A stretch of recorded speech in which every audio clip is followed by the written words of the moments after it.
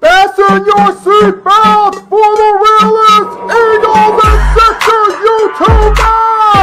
One who plays no clickbait and gets to the point! The myth, the legend, Nicky Stees! On the My Channel, you know the deal. Yo, boy, always keeps things real. I'm simply statue, think, inflate, dropping unrealistic man. 2K takes for the kick. Even though cats like that get views closer to the millie, never hear me preach, LeBron to Philly. Before you watch the Eagles all the way through the early 22, authentic talk, forget what others do. Come to my channel, you know the deal. Yo, boy, always keeps things real. The 24/7, 365 way. Sports content for the reals that feel the day.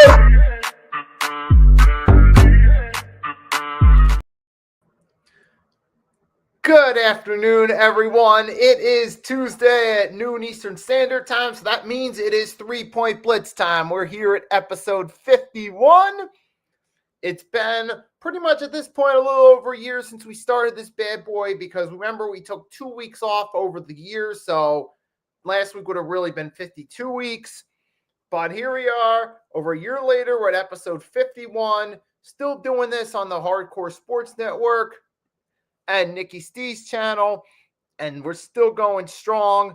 Still Mitch and a lot of other guys such as Grego, Arku. A lot of you guys love the 3-Point Blitz, and that's why we keep this bad boy going. So with that being said, we got Jason in the chat. Hello. Welcome to the 3-Point Blitz. And per usual, we're going to kick this thing off like we always do with the rant of the week, get some of the negativity out the way. So let's just get it out the way. The Kobe versus Bam fan debate. Now, as we all know by now, last week we saw a historic feat accomplished. Bam Adebayo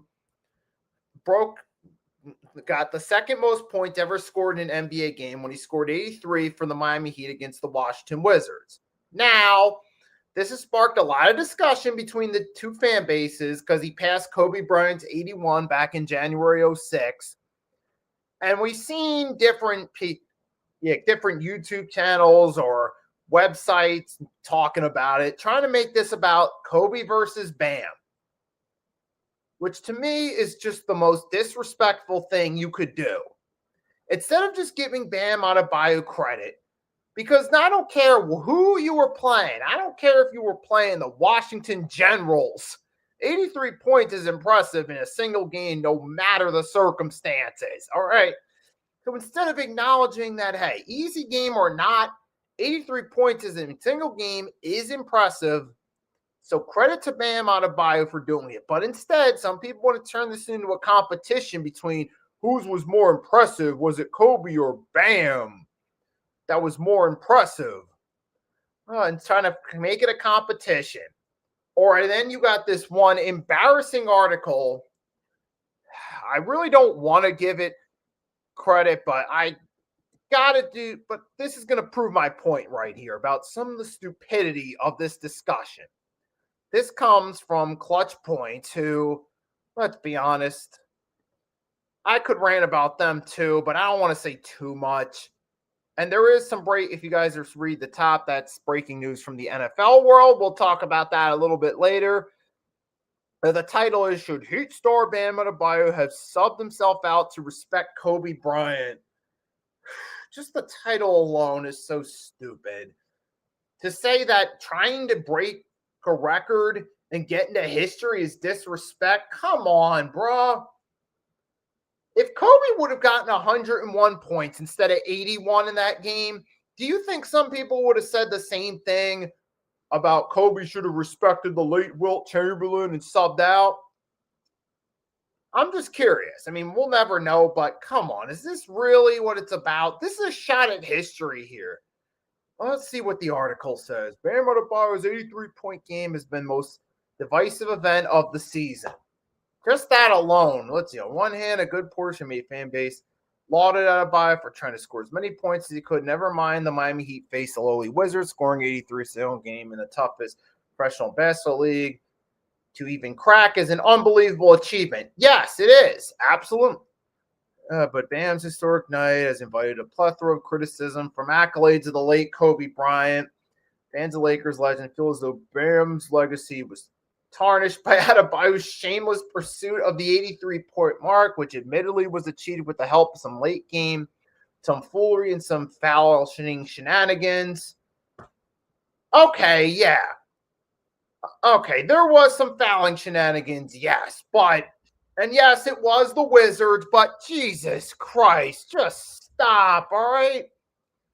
Enough with that. Just sounds, let's be real, a lot of the Kobe fans that are calling it disrespect that Bam passed him on the all-time list for most points scored in a single game is disrespect. Trying to make history for yourself is disrespect. Come on. Newsflash to all the Kobe Bryant, I'll say, Kobe Bryant fanatic snowflakes. Let's face it, Kobe would have respected Bam Adebayo making history. All right? Newsflash, if you put yourself in a player's shoes and you have for 1 second, you're an NBA player, you're having this amazing game, you have the opportunity to achieve a historic feat.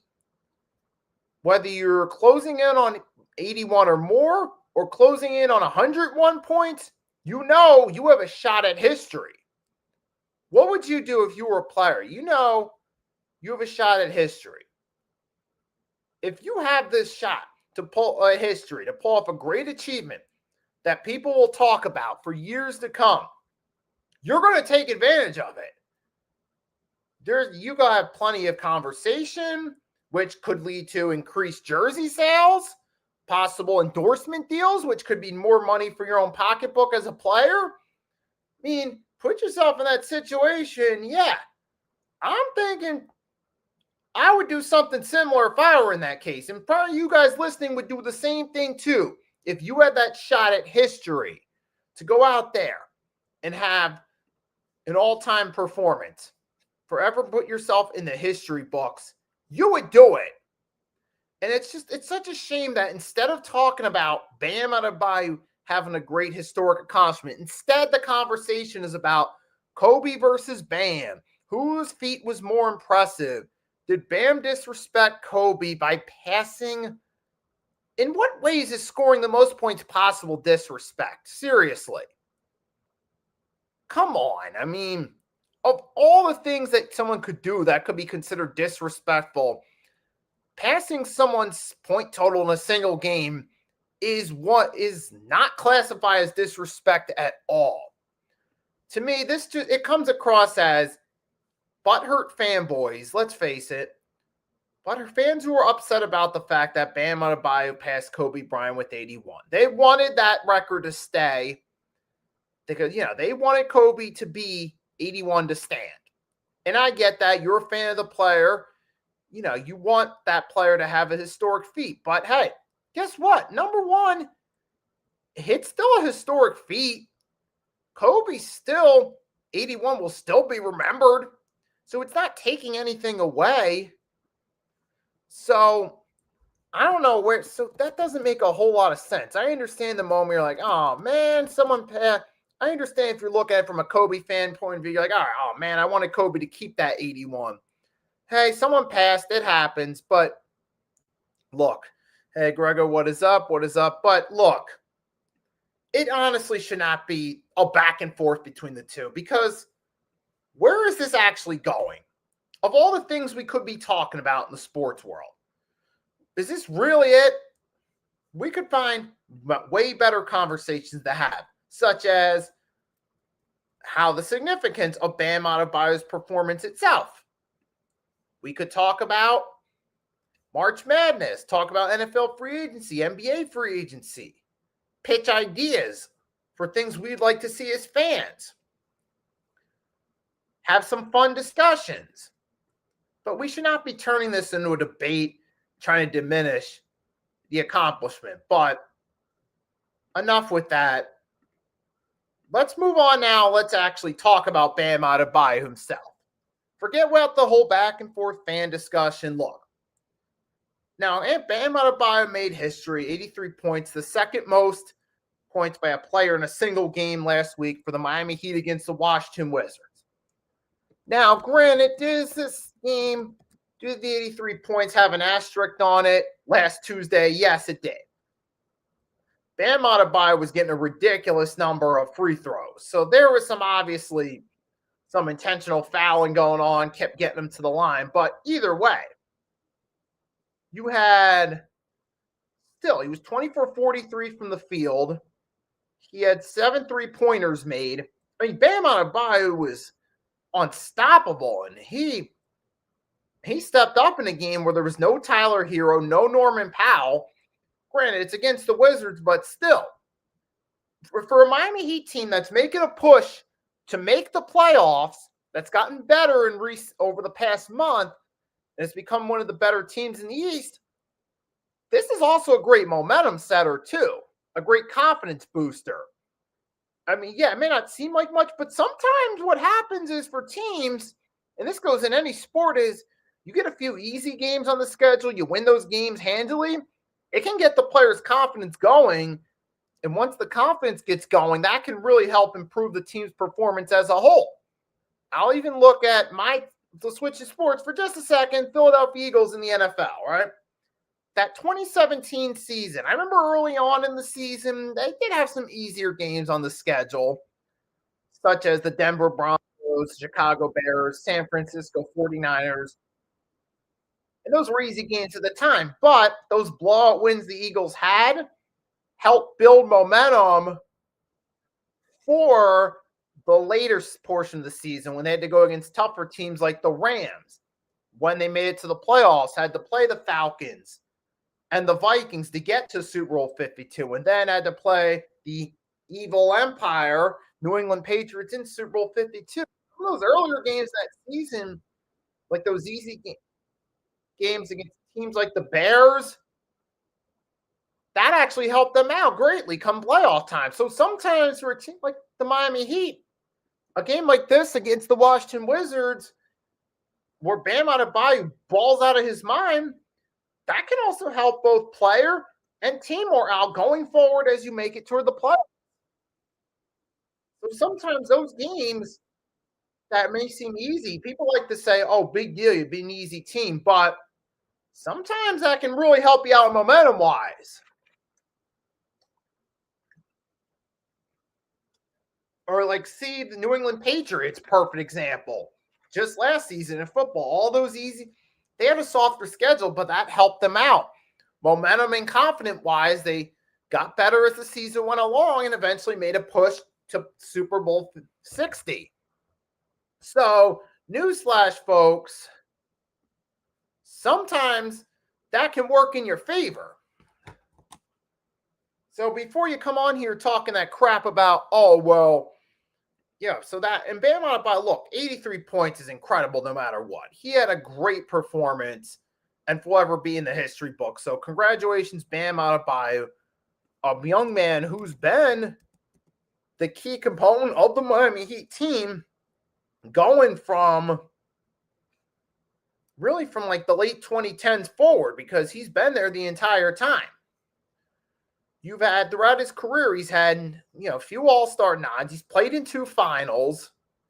He's drastically improved as his career went along. 2019, 2020, the bubble year is his first breakout year, playing behind Jimmy Butler. And since then, he's consistently been one of the better centers in the league, and now has a historic feat on his resume. So you know what?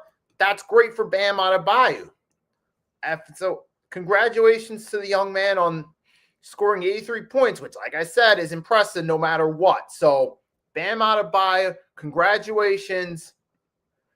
Enjoy this moment. Don't get caught up in any debate about you and Kobe. Just enjoy this great accomplishment, and congratulations, young man. So with that being said, now we're going to switch gears. Well, we're still on the subject of basketball. Now it's time to talk about some of the players of the week and the teams of the week from last week, March 10th, episode 50 to right now. So we're going to talk about some of the players of the week. Now, first I'm going to start off by listing the NBA players of the week, let you know how I feel about that. Now, Eastern Conference player of the week, we already know who that is. We just talked about that. It was this guy right here, Bam Adebayo. Hey, 2-1 team record, historic feat. They still won more games than they lost. Now out west, you have the Lakers went 3-0 during that stretch. You had Luka Doncic averaging about 37 a game, 11 assists, and we'll estimate to 11 rebounds per game. All right. Yeah, I can respect that. Luka Doncic, I mean, hey, their team won all the games during that stretch, and Luka was averaging close to 40 a game. That's incredible right there, especially in a week where you won all your games. That's impressive.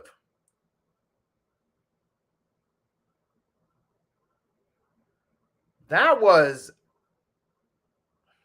absolutely incredible performance there by one Luka Doncic.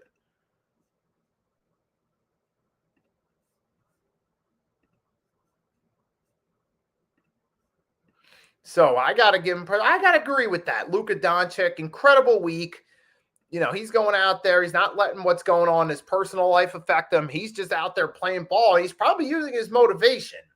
And for those of you that wonder, his baby mama took the kids back home overseas. But obviously that's not affecting Luka's play. If anything, it's probably motivating him to go out there and play better. He's probably bringing some of that frustration from his personal life onto the court and balling out. But hey, incredible week though from Luka. And I'll say this, as far as Luka goes, this is the type of weeks we were expecting more frequently when we saw that he was coming into the season ripped, because we remember during the offseason, he started to work on his fitness. He started to lose weight and get in shape. And now we're seeing Luka Doncic. This week was the week we really saw what we thought would be the case right during the offseason. And hey, he's really out there. Hey, he went out there this week, had an incredible week, but he's really been incredible all season, but it doesn't stand out as much because he's in that loaded Western Conference. You got SGA looking like a double MVP, Wemby and the Spurs really balling out.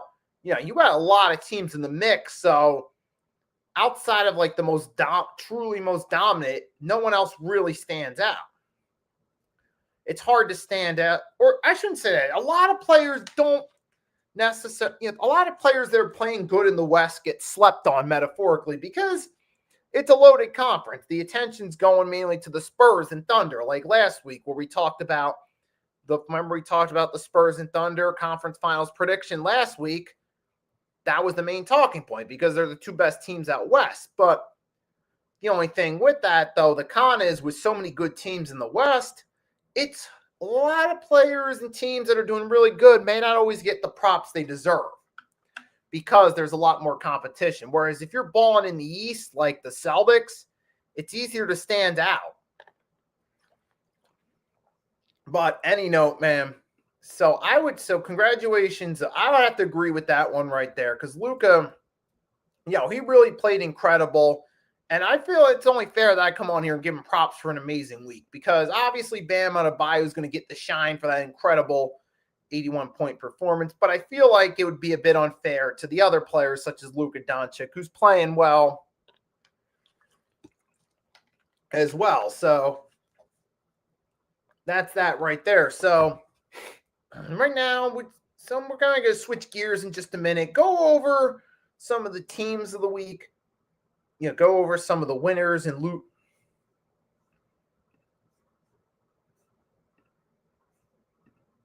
So we're going to go over some of the winners and losers.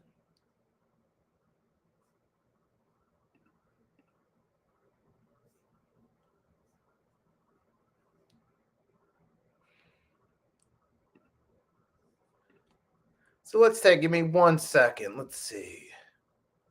Because I'm looking for, what was the team records over the week? Give me 1 second, folks. But yeah, we talked about some of the players of the week right there.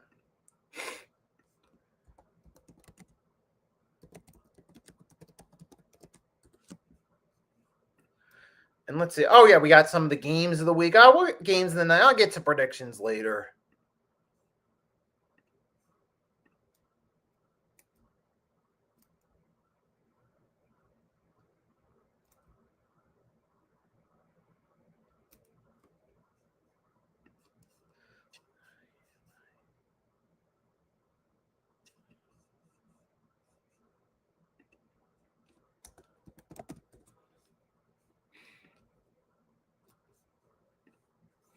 So let's see. Going to take a look over the last week. We saw over the last week that we had the Lakers. They beat the Rockets yesterday as well. So let's see. I'm looking right now, kind of get an idea. Although I will say this while we're still on that subject, I'll say who's gotten cold are the Detroit Pistons. What happened to the Pistons, man? Seriously. I mean, I know they're still the number 1 seed, but they've been losing a lot of games. They probably lately, and that does cause some concerns for momentum heading into the playoffs because, they've beaten teams like the Nets, the Sixers, and the Grizzlies, but against other good teams like the Raptors on Sunday, they lost that. They lost to the Heat a few weeks ago. They even got upset by the Nets back on the 7th, so Pistons have dropped a few lately, and despite the fact that they're in first, there are some questions about this team long-term going forward because, the Pistons have taken a few questionable L's as well, despite still being in first place in the Eastern Conference. That's questionable. But if you're looking for teams that have gotten hot, obviously the Miami Heat and the Atlanta Hawks, because now the Hawks are the 7th seed as of now. Or wait, they're the 8th seed, I think. Or the 8th or 7th seed. They've gotten hot. So I would have to consider some honorable mentions for best teams of the week. The Atlanta Hawks, who keep finding ways to win games. They're building around Jalen Johnson, and they're building momentum going forward. Obviously, the Miami Heat as well as the historic feat by Adebayo. They're still winning games, and they're still building momentum for the playoffs. So those are some teams I would put into consideration for some of the best teams of the week. But I really say Eastern Conference-wise for the best teams of the week, I would lean toward the Boston Celtics as a potential team. I know they lost to the OK. Oh, no, I don't know. The Celtics, though, I would lean for teams of the week. Well, out west, I would still have to go with the Thunder because they're just absolute. I would say team of the week out west. Let's see, Thunder are contenders, but we're going to look at 1 second. I want to look at the full schedule from last week, before I decide who I truly think is the best team. I mean, the Celtics, I'm not going to say that because they did lose to the Thunder and Spurs in close games, but they still lost those games. So there's some question marks there. I'm thinking either go with For the Western Conference Team of the Week, I'm actually going to go with the Los Angeles Lakers. They had a really good week over the past week, even winning some tough games.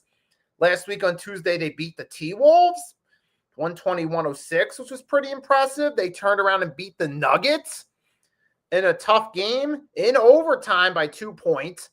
And they top it off. Yesterday, they beat the Houston Rockets, a team that had their number on Christmas Day back a few months ago. So I'm going to have to go with the Lakers as the team of the week for last week because they actually had some really good wins last week against, mind you, other teams in playoff contention. And if they keep this momentum going this week, next week, going forward, Lakers could possibly move higher in the standings come playoff time. So I'll have to give some nods to the Lakers to give them the Western Conference Team of the Week. Some honorable mentions, of course, you got the San Antonio Spurs who continue dominating per usual, but I give the nods to the Lakers because they did have a tougher schedule as a whole last week, and they found ways to win those games.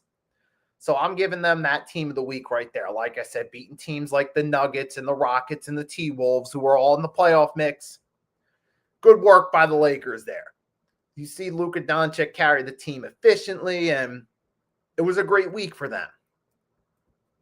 Of course, Spurs and Thunder, those are the obvious choices for potential team of the week. But here's a dark horse team that actually had a pretty good week. The Clippers, the Clippers did have a win over the T-Wolves, but if you're looking for cold team of the week, it was actually the T-Wolves, man. They were kind of iffy. They lost to the Clippers, the Thunder, and the Lakers. That's not great momentum-wise, seeding-wise for the T-Wolves. Now, I'm not going to be too hard on them because we know come playoff time, usually they save their best. That's when Anthony Edwards goes off, and the T-Wolves will have a surprising series win or two. So I'm not going to necessarily hold that against them, but in terms of best and worst teams of the week, it's damning for the T-Wolves because you're in a race with a lot of teams for the most favorable first-round matchup possible, and losing some of those games to the Clippers who, alert, they're in the play-in tournament as of now. That's not good momentum-wise. So I'll have to consider them a bit cold. Now, for the Eastern Conference cold teams, I got to say the Pistons, man, they just haven't been able to close those big games, man. They're still beating teams like the Nets and Grizzlies, but when they step up, they're struggling to win. And this has been going on, and I'm saying that based on this is results throughout the month, though. Throughout the month of March, Detroit Pistons have been losing those games, the tough teams. So I got to consider that continuing trend and knock against them. I wasn't really that impressed. But out east, I'm going to go with the Atlanta Hawks as the team of the week in the East. Go with the Miami Heat second because here's the thing. The Hawks, yes, you can say they have an easier schedule, but here's what they're doing. They're winning games and they're building momentum going forward. And as of today, they're up to 37-31 with their continued winning streak. So I'll go with the Atlanta Hawks because they were undefeated last week and continue to build momentum for the playoffs. So for Eastern Conference Team of the Week, I got to give nods to Atlanta, man. They've gotten hot at the right time of year, and if they land the right first-round matchup, there could possibly be an opening round upset with the Hawks, either against a team like maybe the Pistons or the Knicks or the Celtics, depending on where the Hawks land in the final seedings. So I'm putting it out there now. Upset alert. The Atlanta Hawks are probably the most likely team in the East to pull off a first-round best-of-7 series upset. So I got to give them nods for team of the week. I also got to give the Raptors some credit, too. Like I said, they've done pretty solid. But the Boston Celtics, they did lose a few games, though. But I got to give nods to the Orlando Magic. They're up to the number 5 seed now, and they're getting hot now. They did beat the Heat. They dismantled the Wizards, and they even beat the Cavs, too. So I don't know, the Orlando Magic, excuse me, they're kind of a sleeper team in the East too. So I got to give them nods too as a good team throughout the weekend in the Eastern Conference. So there's some of my teams right there I'm giving nods to as the best teams of the week. And real quickly before we move on, I'm going to show you guys the standings of where it stands right now, so you guys get a better idea of what I'm saying. So let's take a look at Eastern and Western Conference standings real quickly. Starting off with the Eastern Conference standings. So as of today, St. Patrick's Day, thus the green. Eastern Conference, you got Pistons, 1 still, but they're 5-5 in their last 10. Celtics are 7-3 in their last 10. And they're only a few games back. Knicks are 7-3 as the 3 seed. Cavs are 4 seed, but they've gone 5-5. Magic have gotten hot lately. They've won 7 of their last 10, and they're sitting at 5. The Raptors are on a 2-game winning streak at 6, and yet the Heat at 7, Hawks at 8. I mean, I wouldn't honestly be surprised considering how close it is, because Raptors and Heat are tied for wins, but the Raptors got the edge at the moment because they got 29 losses to 30 by the Heat. So at the moment they have the edge, but the Heat and Raptors have been better momentum-wise. So I wouldn't be surprised if eventually the Raptors fell to the 8 seed just by how well the Miami Heat and Atlanta Hawks have been doing. So don't be surprised there if that's what ends up happening. Then you got 8. The Sixers have fallen to the 9th seed. Hornets are at 10. And they've turned it around from looking like they were going to be a tank race, but still not that great. Then you got Bucks, Bulls, Nets, Wizards, Pacers in the race for the most favorable lottery pick in the East. And then out West, you still got the Thunder and Spurs dominating. And the Lakers, I just said it, the Lakers keep winning. They can get a favorable spot in the playoffs, and they get 1-6 straight. They're now the number 3 seed. Then you got the Rockets sit at 4, Nuggets 5, T-Wolves 6, Suns are at 7, Clippers 8, Warriors, Blazers at 9, but 9 and 10, which I think they have the least odds as of right now. Then it's Grizzlies, Pelicans, Mavericks, Jazz, and Kings in the tank race. So that's the standings as of today for the NBA. So what we've seen there, we've seen Celtics are heating up. We've seen the Hawks and Heat are getting hot, as well as the Magic in the East. And then out West, we've seen the Lakers, with behind Luka's incredible play over the past couple of weeks, have moved up to the number 3 seed. So it's going to be interesting to see the race, see who gets those top seeds or not as we go later in the season. But before we move on, we're going to take a real quick break, step aside for 1 second, be right back. I'll pull up my own little fun March Madness bracket, then be right back. So then I'll do that, be right back. We'll talk about March Madness, then we'll talk about NFL free agency a little bit, so stay tuned. We'll be right back.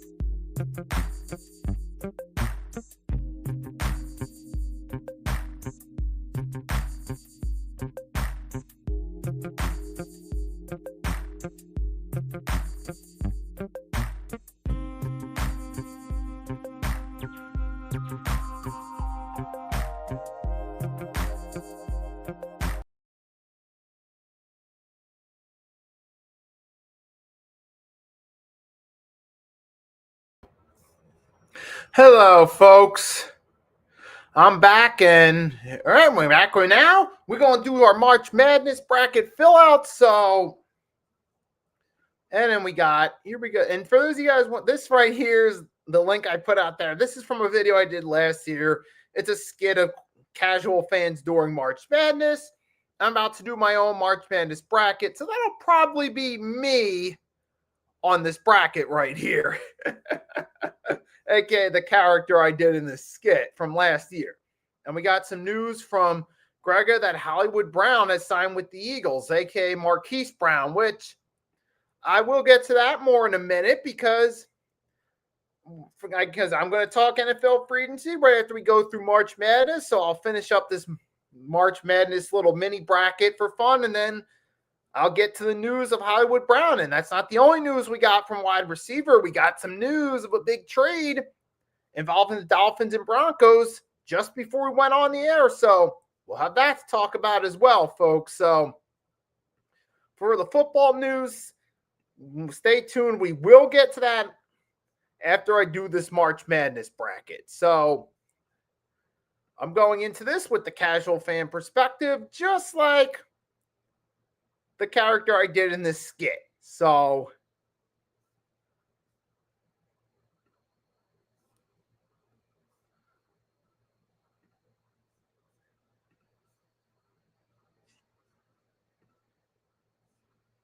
let's do this, folks.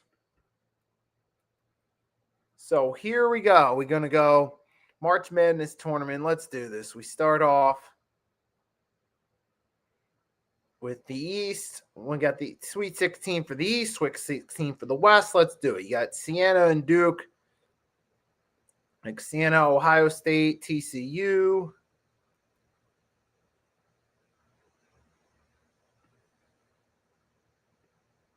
Northern Iowa.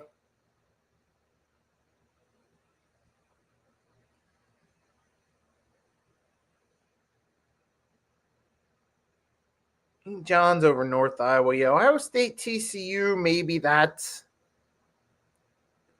I'm going to go an upset here, say something unexpected happens. Then you got go Kansas, South Florida, Louisville. And you got Michigan State. I'll go in and we'll go, let's see, UCLA, UCF. Let's just go with the upset here and go UCF. Then UConn to defeat Foreman. Then we got the South. Sweet 16, you got Florida and Lehigh. Florida, Clemson and Iowa. Clemson, Vanderbilt, McNeese. I'm going to do some random upset picks just to make this a little more realistic too. So, but I will go Vanderbilt here, Troy, Nebraska. North Carolina, VCU. I'll go upset here, Texas A&M. And then Houston. Now we're going to switch to the West. So the West, we got Arizona, Long Island. Give me Arizona. Villanova, Utah State.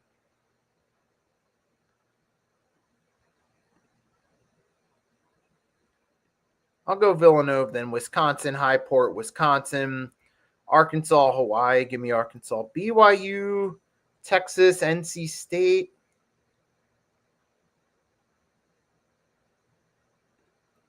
So we got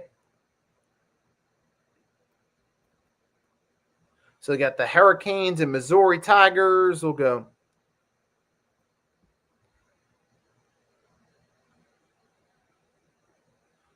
And then I'll go, all right. Then from there, we'll kind of go normal as expected. Now, Midwest. Mitch, you're going to love me for this. Michigan, Georgia, St. Louis. Give me Georgia, Texas Tech, Archon, Texas Tech, Alabama. I mean, from here, I did a few upsets earlier to be a little bit realistic, but I'm still going to go mostly straightforward, like Kentucky, Santa Clara. There could be that's a potential. I'll go Kentucky, but there is potential for an upset there. So here we go. Now we're to the second round. Here we go. We're at Duke, Ohio State. Give me Duke. St. John's in Kansas. I'm going to go with St. John's in that one. Louisville, Michigan State. Michigan State. UCF, UConn. Give me UConn. Arizona, Villanova. I'll take. Oh, wait. What was that again? Let me see that. Oh, here's the matchup analyst. This could actually be. Oh, this could be fun. True shooting percentage, net ranking, seed. That doesn't tell the full story here. So let me see what the overview gives me. Okay, it does give you the record, but what else? It's the conference record. Okay. Overall winnings. Let's see. Let's go for Arizona team. March Madness came early for Big 12 champions Arizona for Jason Bradley's buzzer beater shot to beat Iowa State in the conference semifinals. Arizona returned the following night, holding off Houston in the title game to secure an automatic bid and number one seed. Arizona is a favorite to win the tournament, and for good reason. The Wildcats are one of the most prolific offenses, with all five starters averaging double digits and having one of the best rebounding. Been a few years. Villanova's back in the tournament for the first time. Final Four run in 2022. Despite an upset loss to Georgetown, the Big East quarterfinals, the Wildcats are a battle-tested team ready to make some noise. Okay, so that's not really much of a summary now, is it? That's just a lot of babble to me. So I'm not even going to really get into that. All right, so I'll do Arizona. And if you guys want, I could maybe do multiple goes of these brackets just for fun. If you guys want me to, let me know. I could do multiple brackets. You got Wisconsin, Arkansas. Now, I'll go with Wisconsin because, Calca, what's his name again? Because Arkansas's coach is the former Kentucky coach who always laid an egg in big March Madness games. John Calipari. I'm probably mispronouncing his last name, but you know which coach I'm talking about. So I will take Wisconsin in that one because Arkansas's coach does have a habit of laying an egg in big March Madness games. So from his history with Kentucky. So I'll go with with Arkansas to fall short. Purdue versus Missouri. I'm going to go with an upset and take Missouri just for giggles because sometimes you got to take those upsets. Duke at St. John's. Give me Duke. And UConn, Michigan State. I'm going to take Michigan State versus Duke. I'm probably going to do another go at this just for fun. So if you guys want, I'll do that then. Then give me Arizona to beat Wisconsin. Gonzaga to beat Missouri. Now, here we go. So I'll go for this one. I'll go Duke, Gonzaga. Wait. We still got the other side. Michigan, Georgia. Michigan to beat Georgia. Alabama. I'll take Texas Tech over Alabama. Now we're switching sides. Florida over Clemson. Vanderbilt over North Carolina, Illinois. I'll take Illinois and Houston. Now go with Houston to beat Illinois. Florida over Vanderbilt. Now I said I took, so now we got Florida, Houston. I'll go with Houston. So we're going to go, actually scratch that. I'll go Florida and Duke to the Final Four on one side. On the opposite side,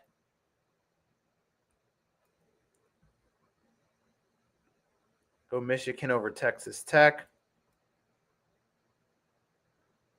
Kentucky, Iowa State, Tennessee, Virginia. Take Virginia and Kentucky. So it'll be Michigan versus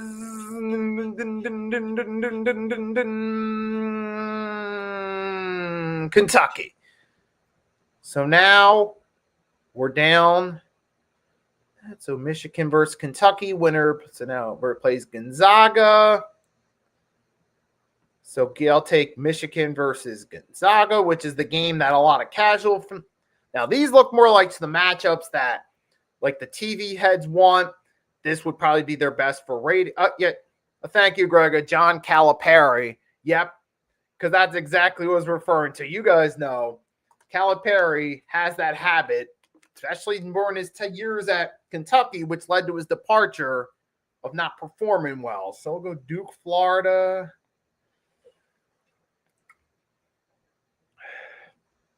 And then Michigan, Gonzaga. So we got championship game, Lucas Oil Stadium. It's going to be Florida versus Gonzaga. So in this area, we'll take – let's just go randomly. All right, let's just say – here, let's just go with that right there. Can I I want to see if I can download this. I'm thinking about maybe doing one more bracket.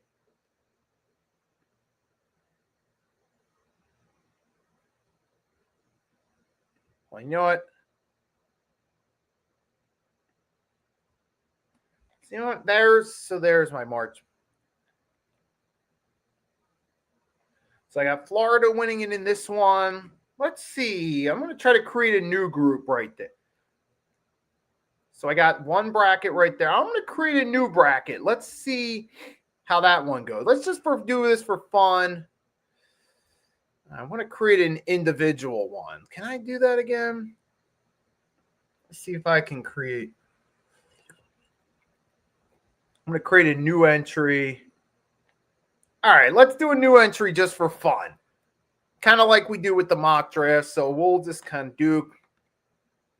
Say Duke and Ohio State this time. St. John's. Kansas. We'll go with South Florida just for the upset to mix it up a bit.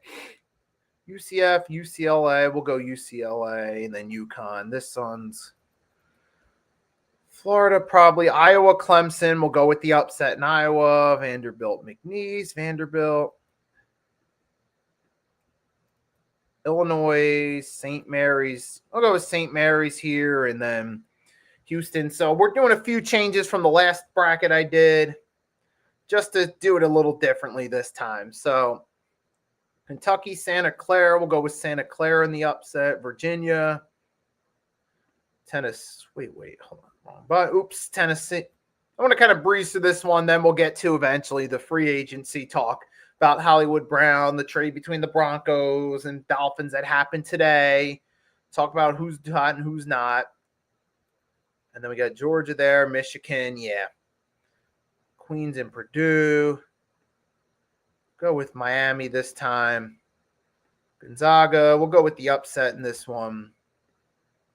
Arkansas, all right, they'll win the first round. So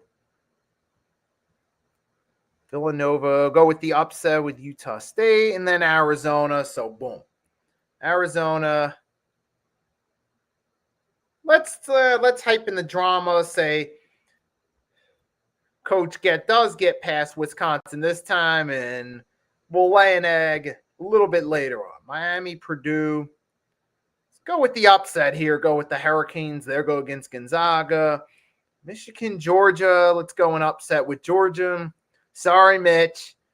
Come on, to be fair, upsets do happen, and I did give Michigan some leeway the previous time. Virginia will go Tennessee. So, all right, now we're moving right along. Tennessee, Iowa State. We'll go with Tennessee in the Georgia now.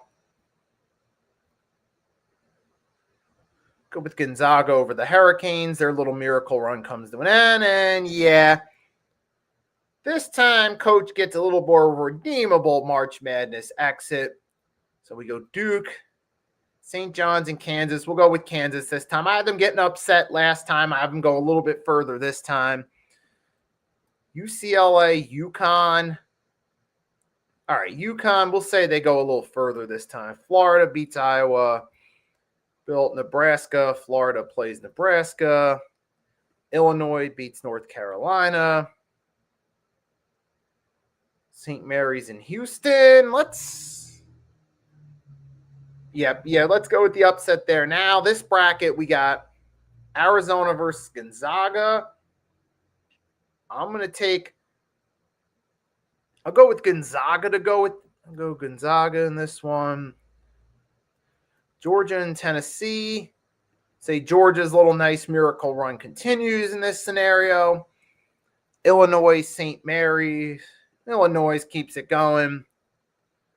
And then Florida, Nebraska. Florida beats Nebraska. UConn, Michigan State. We're going to give the casual fans their preferred matchup of Duke versus UConn here. That would be nice for ratings. I'm sure some of you would love to see that. So that would be a fun one right there. That's right there. That's my previous bracket right there. So this is my previous bracket. So I got it on a separate tab. So we'll compare and contrast when I'm done with this, my two brackets. So now here we go. You have Florida and Illinois.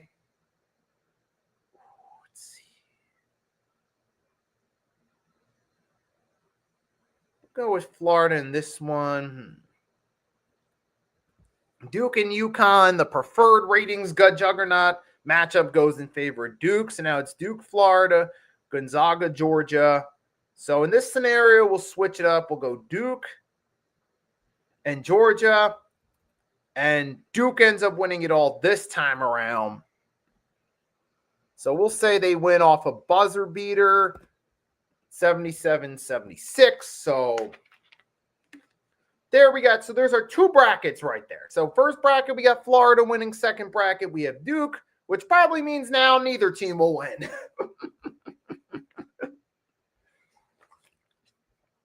But hey, on a serious note, though, hey, remember, this is just for fun. Let's not take this thing seriously. Let's just have some fun with it. So let's take a look. This was the most recent tab I did. I'm actually, what I'm going to do, I'm writing down a note real quickly on, because I'm going to turn this into a YouTube short. So I'm writing down a note on the time in the video so I can make this easier to edit for myself. So I put a note about the 59-minute mark. So I'll just share the bracket with you guys real quick. Then we'll move on to the fun part. Move on to the NFL. So in this scenario, you guys can check it out. Here we go. First round, you guys can see right there, the first round. We do get Iowa upset over Clemson. And we do get, and then Iowa upset over Clemson in the first. Out west, we're upset Utah State over Villanova. And Georgia, and then that's our Santa Clara over Kentucky. Then the second round, you get Duke, Ohio State, Kansas, St. John's, Michigan State, UConn, Florida, Nebraska. St. Mary's gets the upset over Houston in the second round on the Western second round bracket. Miami, the Hurricanes beating Purdue will be the upset there. Georgia is going to make a miracle run all the way to the finals, but the Cinderella run ends against Duke in this one. And the first one I did, here was the first one we had. See some similar matchups in the first couple rounds. So we had UCF beat UCLA. That was an upset in the original bracket I did.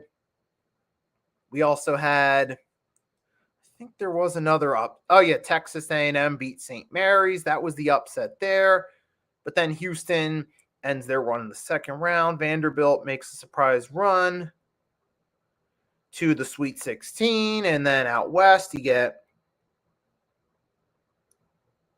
Missouri beating the Hurricanes would be the upset there in the opening bracket. And then the opening round, you also had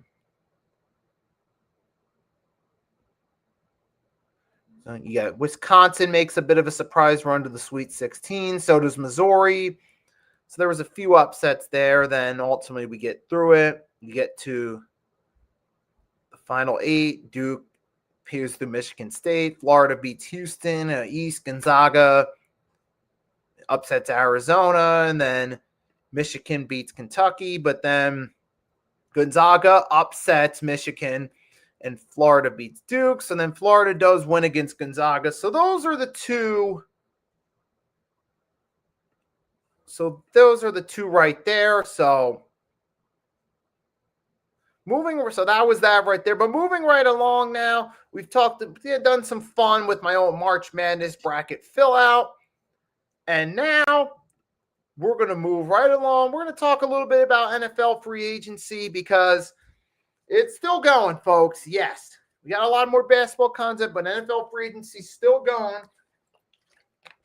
We kicked this off today. We've had 2 trades now. We had a big trade today. Actually, we had the Miami Dolphins and Denver Broncos got involved in a big trade.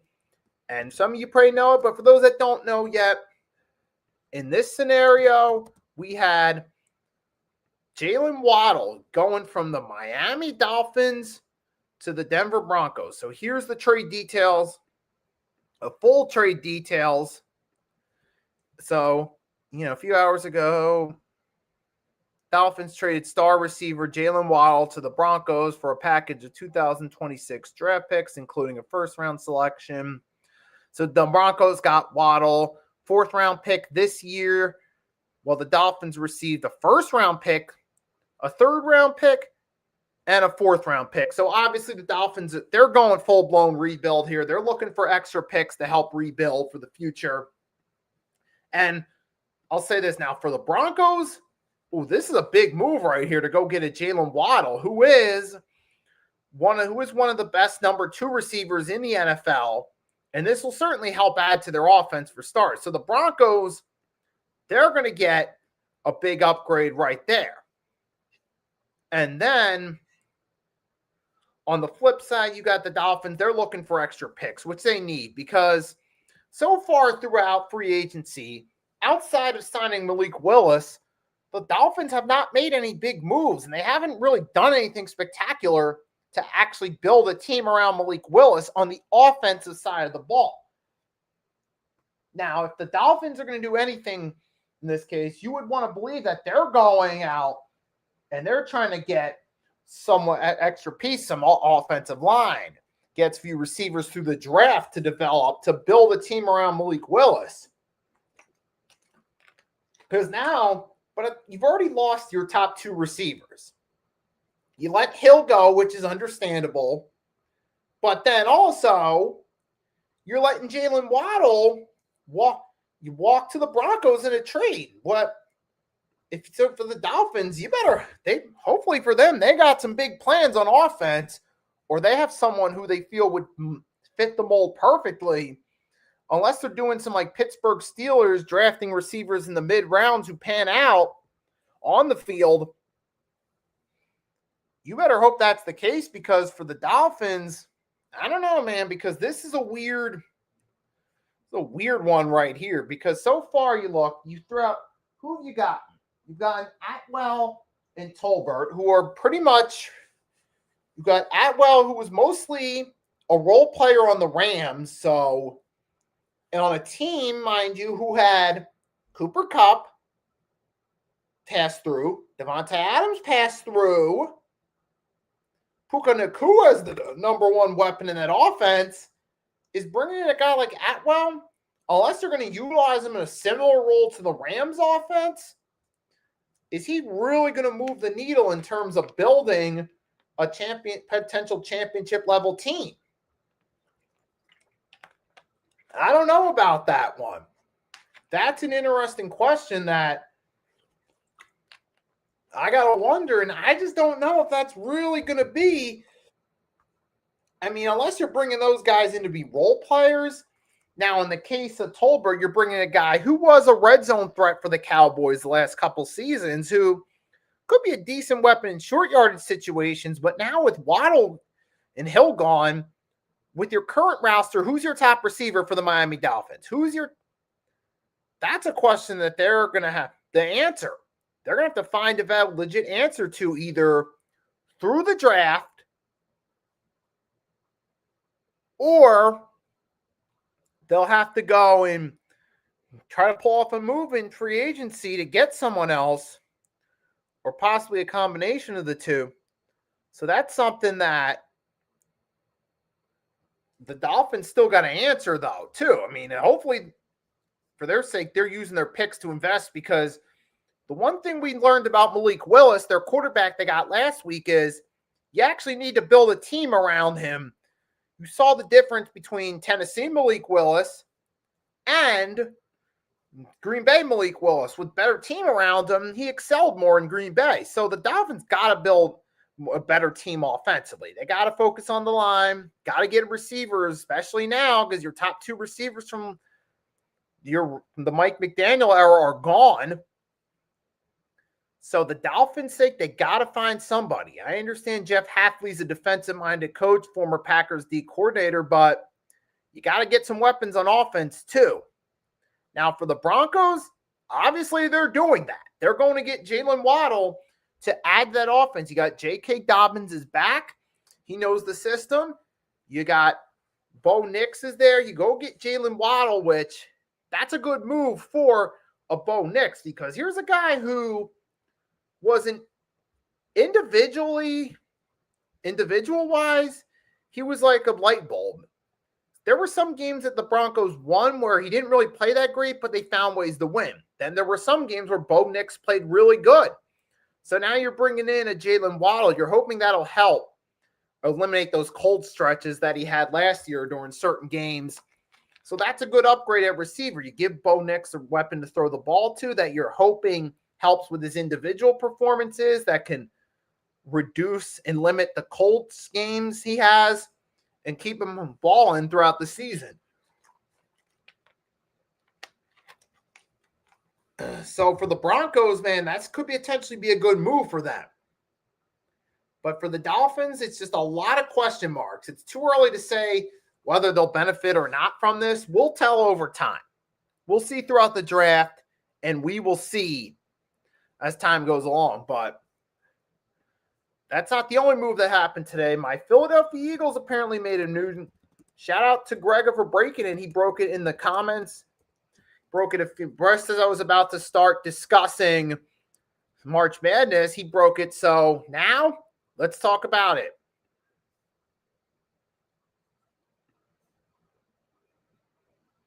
So here it was. Hollywood Brown signed with the Eagles. Thanks to Gregor for breaking it. Now it's time to talk about it. So now Hollywood Brown, a.k.a. Marquise Brown, has now joined the Philadelphia Eagles.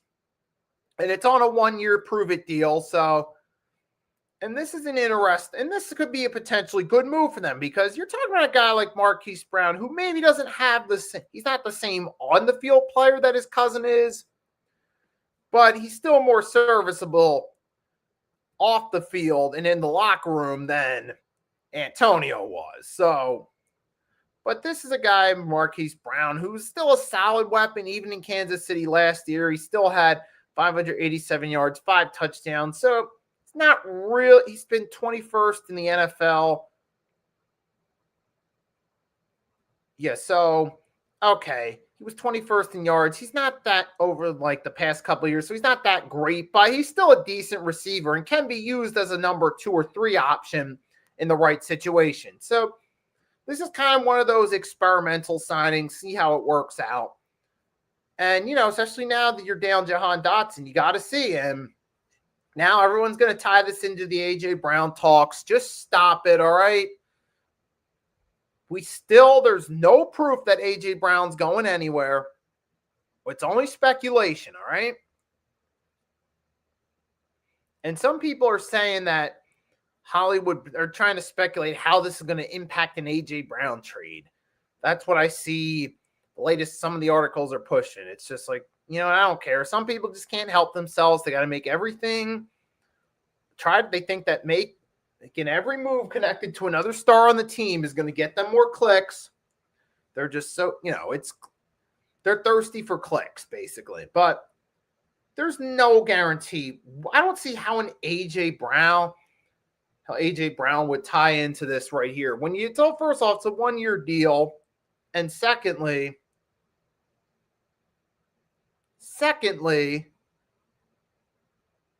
we're talking about Marquise Brown is not the same level receiver that A.J. Brown is. So anyone foolish enough to think that he's coming in to be a replacement, don't even get me started. And secondly, there's no real indication that an A.J. trade's going to happen. First, he's going to go to the Broncos. Well, guess what? That got put to an end today. Broncos went for a different receiver. They went for Jalen Waddle, so put an end to that discussion. He could go to the Patriots or the Rams. All right, first off, it's all speculation. And what we've seen from A.J. Brown on social media, he's still committed to being a team player. He's still, I know on his Instagram, he was posting thank you notes to Reed Blankenship, Nakobe Dean and company. He welcomed Dallas Goedert back on his IG. So based off Antonio Brown's own personal social media pages, signs indicating he's staying in Philly, at least for now, and is at least still part of the team. Welcome guys like Goddard back, saying farewell to teammates that he had played with for a while, like Blankenship and Dean, as they move on to their new ventures. Like, come on. Let's not even get started on that. Let's talk about Marquise Brown. Solid receiver, yes. Number one option, no. But when you look at the roster, the way it's constructed, between A.J. Brown, Devontae Smith, Dallas Goedert coming back, who Dallas Goedert's usually solid for blocking, and we'll get you those occasional big plays. Obviously, Marquise Brown's really just here to be a role player. He's here to be a number 3 option, a guy that you could occasionally insert in the offense, might get a few open passes, might be able to find a hole in coverage when you got him, AJ, and Devontae lined up. If you ever go a 3 receiver set, assuming that AJ Brown stays, that's a potential opening for Hollywood Brown to maybe make some catches and to make some plays in the offense. So he's a guy that, when utilized right, could help out. So I feel it's a solid replacement for the number 3 option. And to be fair, Hollywood Brown does have a slightly higher ceiling than Jahan Dotson. So, I mean, it's nothing spectacular, but at least it's a weapon in the passing game. It's not going to hurt to have a solid number 3 receiver. So, hey, Hollywood Brown, yeah, it's a nice option to have in the passing game. So it's not going to hurt. This could help. So this could be a solid move. But the real question the Eagles got to address is the secondary. Yes, we did go and get a 1-year prove-it deal for a former, with one of the Seahawks defensive backs. That's nice. So we got that. But we still got to focus on safety. We got Reek Woolen, but what are we doing to fill that void at linebacker and edge with Nakobe Dean going to the Raiders and Jalen Phillips to the Panthers, respectively? That's the next question. I'd focus more on the defensive side, particularly the edge rushers in the secondary, if we're the Eagles. So while this is a nice pickup, it's not the most important need. But I think the Eagles, I got a gut feeling they're waiting for the draft, because they've looked at their track record with drafting since 2021. Howie Roseman's like, look, we've gotten some of our best talent over the course of the decade throughout the draft. We got Devontae Smith through the draft. We waited till draft day to get A.J. Brown from the Titans. We got the better of that deal. We got Jordan Davis, Jalen Carter through the draft. We got Quinyon Mitchell, Cooper DeJean through the draft. You got Jalex Hunt, who showed some potential.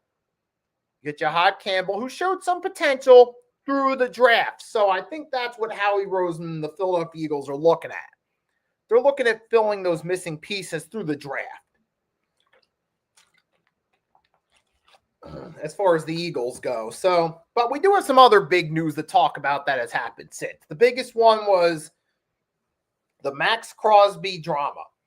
So we came on here last week on episode 50, talked about Max Crosby, and then right afterward, as I was live with Agent Warrior X on episode 5, Everything on the Table, the news broke that the Raiders got Max Crosby back because the Ravens backed out of him using Max Crosby in the trade, which means that the draft picks the Ravens gave up for Max Crosby are still theirs. But,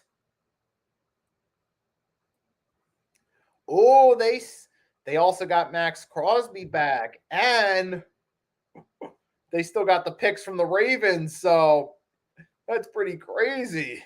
And here was our reaction live last week to that. Wait, what? The Ravens just backed out of the Max Crosby trade. Really? The Ravens just backed out of the Max Crosby trade. Hold on. I'm about to look. I just saw it on ESPN. I just saw it on my ESPN notification. Yeah, I just looked it up right now on Google, and it's just coming in. They nixed the trade. So, oh my God. So I'm guessing Max Crosby is coming back to the Ravens? I mean, to the Raiders? Yeah, that was our initial reaction. And yeah, you could see the surprise by my Everything on the Table co-host, Agent Warrior X. And Wow. Talk about a terrible predicament for the Ravens. That was the ultimate losers of free agency so far. Because you lost Tyler Lindenbaum to the Raiders. You gave up draft picks for Max Crosby, only for Crosby's physical to come back bad, and the means he's not going to be part of the Ravens. And the Raiders still had the picks they got from the initial trade. The Raiders still got your picks, Baltimore. But what are you going to do about center? You got Isaiah Likely. A few other players followed John Harbaugh to the Giants. Still got some holes to fill, Baltimore. Now, they did get Trey Hendrickson, which was a nice replacement for Max Crosby. And for Hendrickson, but when you look at what's going on with the Ravens currently with their roster, you got who's your center? Who's your backup tight end? That's still some questions for the Ravens to answer. And so for Trey Hendrickson, this could be going, he's going to a defense that at least is some degree better than what we had with better than some degree than what you had with the rate you had before in Cincinnati, because that was terrible to Trey Hendrickson. At least he gets to go to a better, any situation's probably better for him.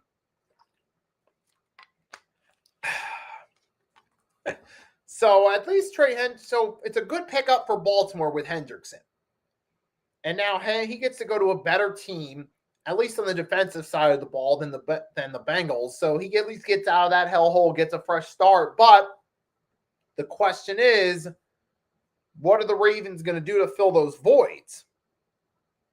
So that's a good move right there. Also notable throughout free agency, the Raiders themselves have been a busy team throughout this whole process. They got trades they got the trade from the Ravens. They've also gotten Nakobe Dean, Tyler Lindenbaum.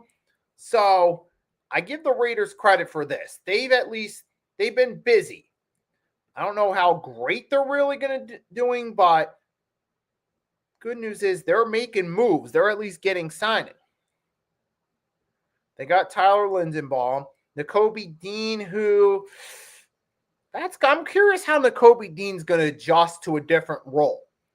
He's been all right with the Eagles, but he was never he's going to have higher responsibility with the Raiders. He'll probably get more looks. But at the same time, though, now on one hand, the stats will probably go up with more first-team reps, but does that mean that just because the stats increase with more playing time, does that mean he's really going to play better as a whole? What about the times what about the run-stopping plays? Coverage up the middle of the field, covering tight ends. How's that going to excel as a whole? And then you got Quay Walker as well, who's coming from the Packers. This looks like this could be a decent rate, but he does have a missed tackle rate of 4.5. And now he doesn't, which is an upgrade, but it's going to be interesting yet. A lot of guys that on paper look like this could be a good team, but here's the thing. You're going with guys like Quay Walker, Nakobe Dean, Kwity Paye, Tyler Lindenbaum. This looks good on paper, but you got to ask yourself these questions. And they're going for Matt Gay, the kicker. They let Carlson go for Matt Gay. Okay, so they've been busy, but the question you got to ask is with all these different players like Kwity Paye, Nakobe Dean, how do they fit in with the Raiders? They're going from one situation in their respective cases to a new entirely different team, which is going to have a different philosophy. How do they blend in? Because we've seen it before. Players can go from one scheme to another. It's not necessarily the same result. Like the questions are, will Kwity Paye, will Nakobe Dean, will these guys fit in will they fit in with them? We've seen a lot of free agents before go from one place to another on both sides of the ball, like DeMarco Murray going from Dallas to the Eagles. He didn't really fit in with the Eagles offense, and he had a big fall off. Or you see a guy like Byron Maxwell went from the Legion of Boom to the Eagles in 2015. He didn't quite fit in as well with the Eagles as he did the Legion of Boom behind Sherman, Max Sherman, Cam Chancellor, Earl Thomas, and those guys. So now that's going to be the key question, though, with the Raiders is will these guys fit in? Now, for the New York Giants, as an Eagles fan, this is something to keep an eye on because some of the Giants pieces are guys like Isaiah Likely, who is coming from Baltimore. We all know who else is coming from Baltimore. It's John Harbaugh. So that'll be easier for guys like that to fit in. Plus, when you get guys, plus for the Giants having these former Ravens players, it helps with the transition to get the newer players adjusted to Harbaugh's coaching style, his schemes, and his philosophies. So that's going to be interesting right there. You got Tremion Edmonds is another piece coming in, but we got Darnell Mooney from the Falcons. But it's going to be interesting, though, like I said. Again, the question is, can these players from the Giants, you got Patrick Ricard, who was a former player with Harbaugh with the Ravens. But the thing is, these guys can actually help the Giants players. He can get them acclimated playing with Harbaugh, give them some tips on how to adjust to Harbaugh's playing style, and that could help them out in the long term. Whereas with the Raiders, you're starting mostly fresh. So the Giants, again, they've been busy with all these moves, but in both cases, busy doesn't automatically alone make a team better or worse. You still got to go out there on the field, actually play, make something happen. And that's something we'll have to wait and see right here how this works out.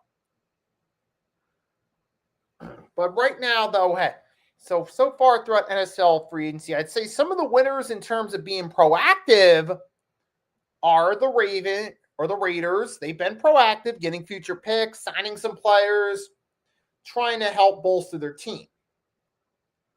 And also you got the Giants. They've been busy, like I said, too. There's a few teams right there have been making moves as far as potential winners go. As far as potential losers go, so far, I would have to say the Dolphins because they got Malik Willis, but what have they done to actually put a team around him? And then I'd go with the Ravens as losers. They lost 3 of their key pieces on offense. Their center, one of their tight ends, and one of their fullbacks, all gone. You're not really sure where it's going from there. It's like, and you lost draft picks to the Raiders. That's not real. It's not good for the future. Now, the 49ers, they're an interesting one. They're going in getting some wide receivers. They got Mike Evans on a short-term deal. They also got Christian Kirk on a short-term deal. These are some potential interesting, and there's some interesting pieces there. We'll see how they fit in. If they help, their experience helps the passing game. I mean, I don't really think that Evans and Kirk are going to be true elite wide receivers, but who knows? Maybe they're hoping to get that wide receiver that replaces a Deebo Samuel, but I don't know. Mike Evans, well, he's been that guy throughout his career, that top guy. He's coming off an injury-riddled year. He's not exactly getting younger. I mean, he might still produce, but I'm not thinking, no, Mike Evans is going to have the same type of Mike Evans season we're used to seeing from him during those years in Tampa Bay. That part I'm still uncertain about. Well, to a certain extent, yes, it will. So, I mean, although at the same, now you got to wonder, are the Raiders going to, oh yeah, I mean, you would think on paper, it's like, oh, we'll just find another trade for Max Crosby. But with him failing a physical, his trade market value, that's going to affect their cap going forward. And not to mention, we don't know if these guys that are coming to the Raiders are actually going to pan out. We don't know how the linebackers are going to fit in. Just because we don't. And remember, Nakobe Dean was never a top linebacker anyway. Sometimes he was considered the weak link of the Eagles' defense in recent years with all that talent there. So going, that doesn't necessarily mean that that's a huge upgrade for the Raiders necessarily. And you're locked in with Max Crosby's contract. I mean, yeah, that's going to some extent affect their cap. So for the Raiders, while they've been busy, I don't know if this is automatically going to make them great overnight, because you still got to compete in that division with the Los Angeles Chargers, Denver Broncos, and Kansas City, with Kenneth Walker coming to the team and Patrick Mahomes coming back. That's going to be a tough uphill battle in that AFC West. So I think this might, with Fernando Mendoza, it might take a year or two before you really start seeing team results in terms of them being a better team. And as far as the Eagles go, look, so far I think they're waiting on the draft. And we did have CJ Gardner, here's a big one. CJ Gardner-Johnson to the Bills. I mean, we've seen now CJ Gardner-Johnson, the pro is when you bring him in, he fits in the system. He can help make plays on defense. The con is he's not a good long-term option. Now, for a team like Buffalo, who's just looking to get a little bit better to finally get over the hump, get to and possibly win a Super Bowl, they can take risks on getting guys like DJ Moore or CJ Gardner-Johnson for the short term, because Buffalo's going all in. It's obvious. They're going all in to try to win a Super Bowl. They're in Super Bowl or bust mode now. They finally moved on from Sean McDermott. They promoted Joe Brady, hoping that'll help finally be the piece or one of the pieces that helps them. Now, like we said, with Mr. CJ Gardner-Johnson, CJ Gardner-Johnson is one of, he's still, when he's on, he's one of the best he's one of the best secondary players. He can help this Bills secondary. Now, he's not really the best long-term option, but he could help make some plays and force turnovers in the short term. So that's a good move right there for Buffalo. Go as long as he's able to fit in with the roster, as long as he doesn't get released like he did with Houston or from Baltimore. So I think this is kind of a hit or miss with him joining the Bills. But there's also the red flag of this is his 5th team in 4 years. It's a bit of a concern right there. Because, I mean, technically he was with 3 teams last year. Technically, I mean, let's look. He was technically, I mean, yeah, that's not really the best green flag in the world. So this is also a risky move for the Bills. But for a team that's desperate to get over the hump, they're going to take a chance on it. But ultimately, we're going to have to wait and see what happens and see how this pans out. So those are some of the main news that's been going on throughout free agency over the past week that I feel I wanted to come on here and talk about for a minute. And yeah, that's all we got for right now for episode 51 of the 3-Point Blitz. But so everyone, thanks for tuning in. I hope you guys enjoyed this episode. It's a lot of fun coming on here. So to Grega, anyone else that stopped by, thanks for joining. We'll be back next week with episode 52. We'll be a step closer to the finals in March Madness. And so we'll have some recap there to talk about. We'll see if how well my predictions went. And we'll also talk about more NFL and NBA related news and events come next week. So with that being said, guys, thanks for tuning in. We'll be back at it later tonight at 8 p.m. Eastern Standard Time with everything on the table on the Hardcore Sports Network with me, Agent Warrior X, later tonight. So make sure to tune in tonight. If you can't, have a great rest of your day. Have a fun St. Patrick's Day. If you're going to go out drinking at all, do so responsibly and safely. So with that being said, thanks for tuning in. For your boy Nicky Stees off another episode of the 3-Point Blitz. Peace, and I'll catch y'all later.